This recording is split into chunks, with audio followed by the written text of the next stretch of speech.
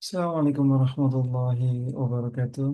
Perkenalkan, saya Muhammad Sarifudin dari MJ404, Program Studi Manajemen dengan nomor induk mahasiswa 230201010207, mata kuliah Perekonomian Indonesia.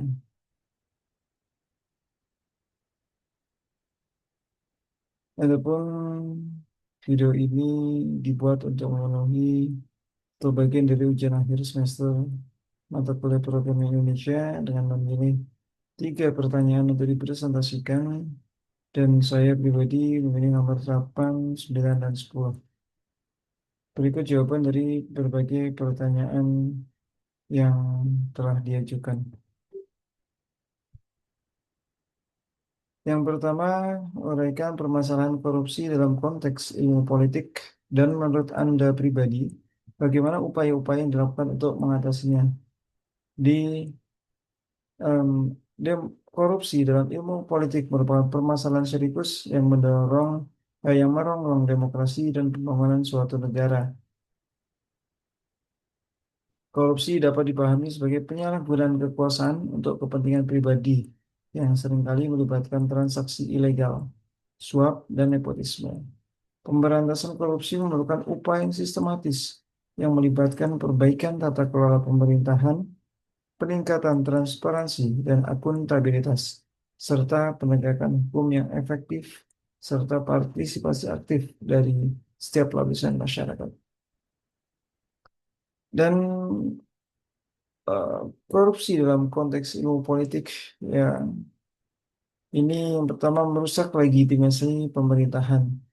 Ini korupsi, terutama yang melibatkan politisi dan pejabat tinggi, dapat meruntuhkan legitimasi pemerintahan di mata masyarakat atau di mata rakyat. Yang kedua, korupsi mengancam demokrasi. Ini karena praktik korupsi seperti politik uang dan suap dapat mengganggu proses demokrasi. Selanjutnya itu menghambat pembangunan ekonomi.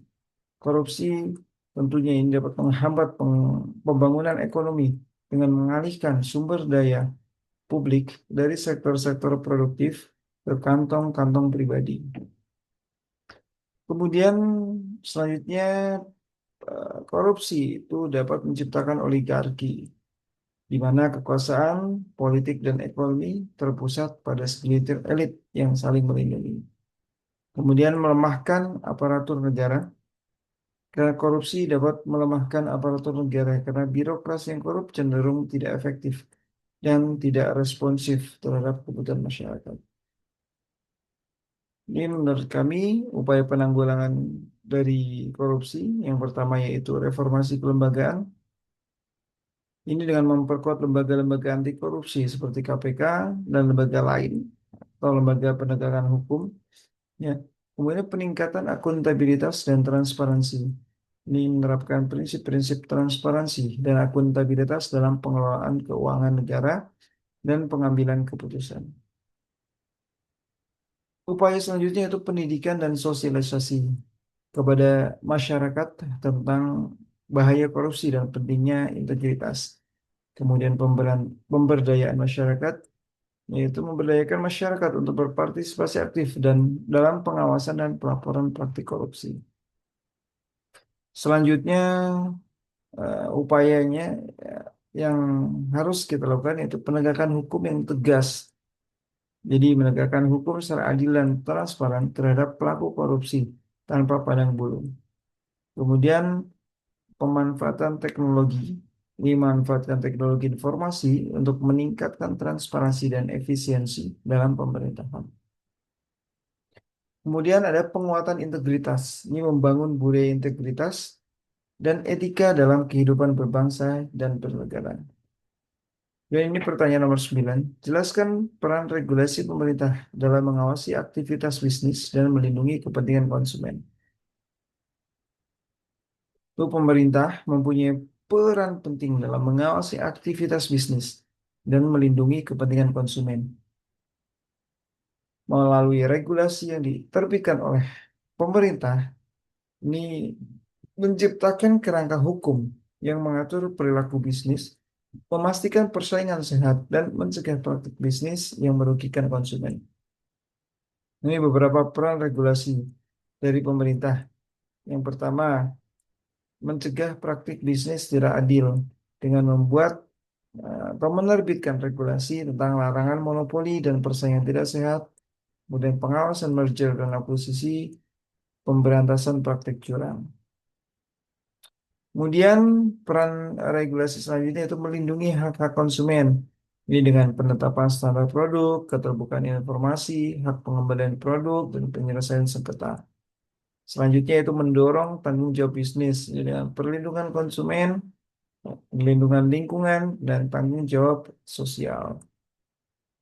Kemudian meningkatkan literasi dan kesadaran konsumen. Ini tentu mengedukasi konsumen dan peningkatan literasi keuangan. Dan soal nomor 10, jelaskan mengapa penting untuk membangun sikap entrepreneur di kalangan rakyat Indonesia. Ini penting kenapa? Karena dapat mendorong pertumbuhan ekonomi.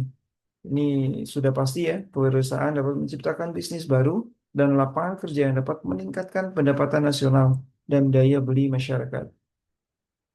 Kemudian mengurangi pengangguran dan kemiskinan. Ini tentu dari sikap entrepreneurship akan menciptakan lapangan kerja baru dan membantu mengurangi angka pengangguran dan kemiskinan.